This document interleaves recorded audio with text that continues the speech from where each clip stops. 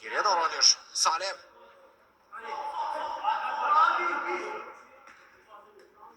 Ferit Mehmetov. Salim. Hesap açılacak mı ve top daxil olur. Hücum başla tamamlanır. Golla tamamlanır Zülfikar komandası. Hesapta öne geçir. Golun müəllifi ise 6 numaralı oyuncu Salih Əzizov oldu. Bayramov.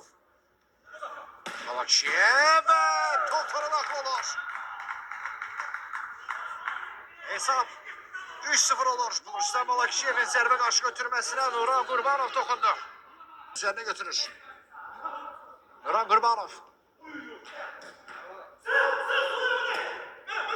Davut Kərimov'a gelir top. Davut ve gol! Zülfikar komandasının baş meşçisi ve 5 numaralı oyuncusu Davut Kərimov eklenir.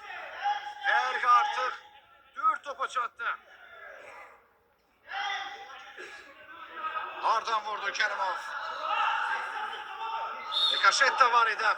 Topa belki de bu Ferit Velizade'ni bir kadar şaştırdı.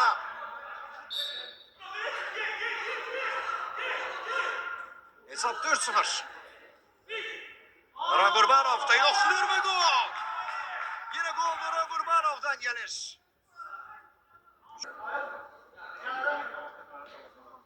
Ferit Mehmetov. Emin Aliyev. Davut. Salih Əzizov. İsmailov'dan sıyrılır. Nuran Qurbanov'la oynuyor. Nuran ve top torda. Vaxtı bitib.